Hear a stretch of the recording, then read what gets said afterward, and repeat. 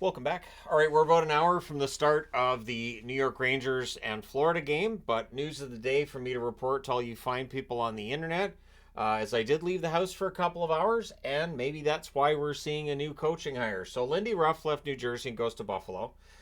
Sheldon Keefe leaves Toronto and goes to New Jersey. So he is being named the new head coach of the New Jersey Devils. It hasn't officially been revealed yet, but there's a lot of sources saying, yeah, it's done.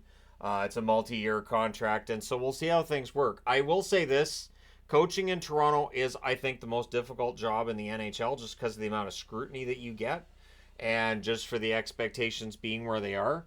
Even though New Jersey's expectations are going to be pretty high entering next season, I don't think Sheldon Keefe's going to be under the same amount of pressure that he was in Toronto. This could work out really well, to be honest. I think he's a good coach, and I think New Jersey's made an interesting move here. We'll see how it turns out for them. There's a lot of other work to be done by Tom Fitzgerald in the offseason, but this is a decent start, bringing in Sheldon Keefe to be the head coach. The Boston Bruins confirming what we all know, that the offseason priority is re-signing Jeremy Swayman. He's a restricted free agent. I do not think he gets offer sheeted this summer. I'd be very surprised if he did. I think that the Boston Bruins are in an interesting spot. I think Olmark does get moved. That's my prediction anyways. And Swayman gets re-signed, and then either you bring in another goaltender to be the backup, or you bring somebody up from Providence. Whatever they decide to do, we'll see.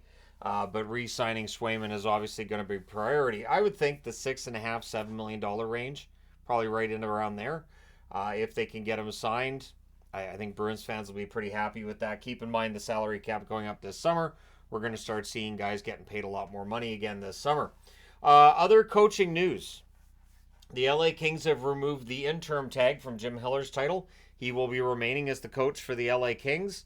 I did see some Kings fans when I did the video on the Kings, how they did this season and all of that. I saw some that weren't all that enthused necessarily with Hiller and his coaching style, but clearly Rob Blake feels that for this team heading into next season, Jim Hiller's coaching style is what they need. It is not an exciting style of game that's coached by him, but maybe that changes next season. Maybe there's some changes in terms of the on-ice personnel. We'll find out. But yeah, so the LA Kings not getting a brand new coach. Paul Maurice feels that any of the remaining four teams can win the Stanley Cup.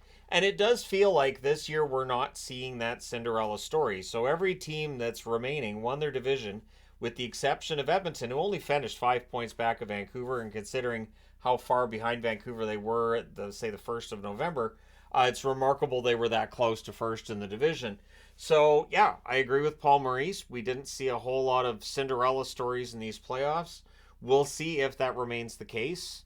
Because again, as I've mentioned before, I think part of the loss of those Cinderella stories is there aren't any secrets now. You know exactly what you're getting with the teams that are coming into play against you. The familiarity from one team to the next is off the charts compared to what it was, say, 20, 25 years ago. So, yeah, I will agree with Paul Maurice. I think both series look like a pick'em, at least on paper.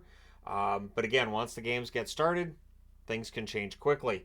The TV ratings, south side of the border, are up. They're up.